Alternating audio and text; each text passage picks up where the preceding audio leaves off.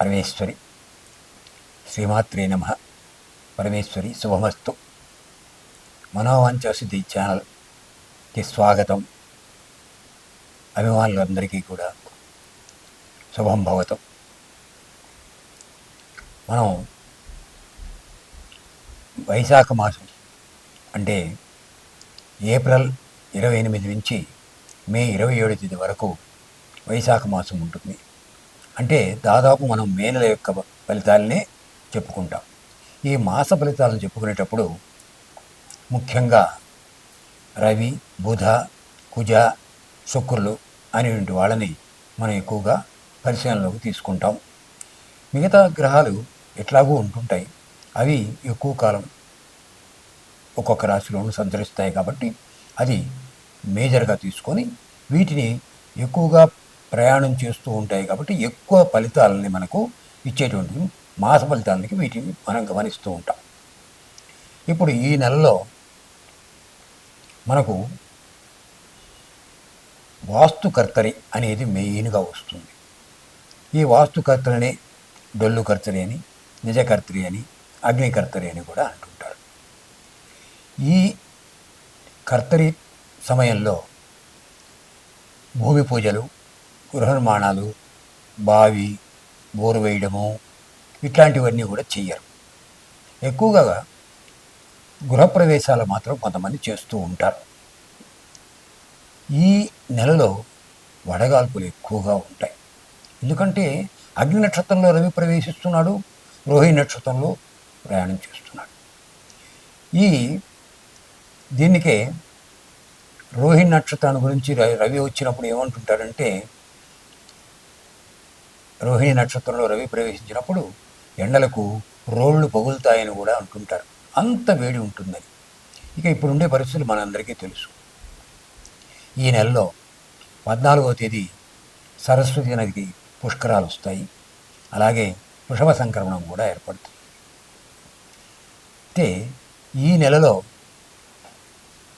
వైశాఖ మాసంలో తీసుకున్నప్పుడు 30వ తేదీ అక్షయ తది వస్తుంది, మహావైశాఖి కూడా.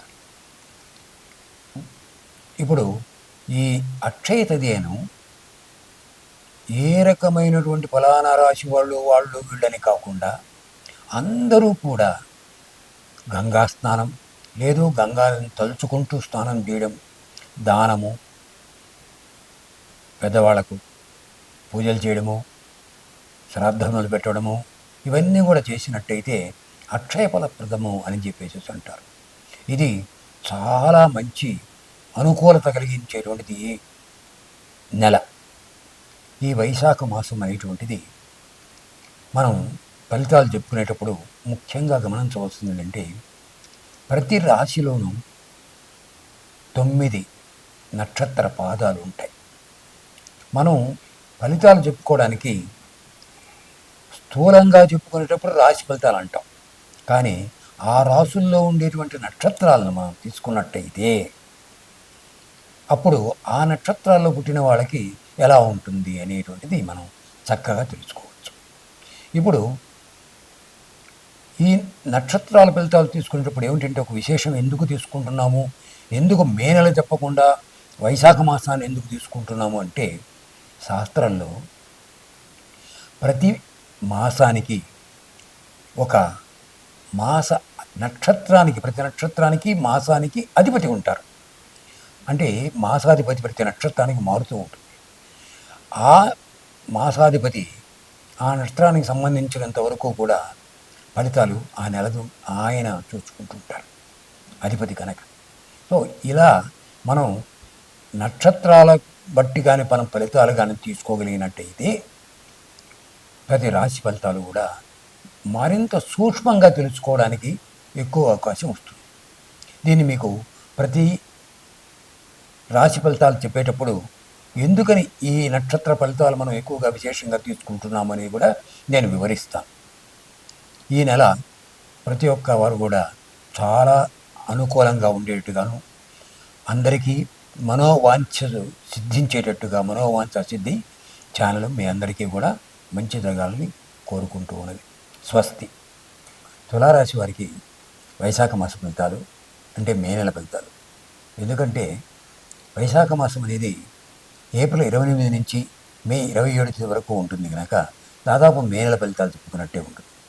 అయితే శాస్త్ర ప్రకారం వైశాఖ మాసం చెప్పుకుంటే ప్రతి మాసానికి మాసంలో ప్రతి నక్షత్రానికి ఒక అధిపతి ఉంటారు కాబట్టి మనం ఆ నక్షత్రాలకు ఫలితాలు కూడా తెలుసుకున్నట్టు అవుతుంది, వివరంగా, స్థూలంగా కాకుండా సూక్ష్మంగా. ఈ తులారాశి వారికి శని రాహువులు శుభులు, బుధ గురువులు అర్ధశుభులు. వీరికి అష్టమంలో నవమంలో గురువు సంచరిస్తున్నారు కనుక కొంత అనుకూలత, కొంత ప్రతికూలతలు కూడా ఉంటాయి. అయితే ఏమిటి ఎలా ఉంటుంది వీళ్ళకి అంటే ఈ నేల విడిచి సాము చేస్తే ఎలా ఉంటుందో అలా అనిపిస్తుంది.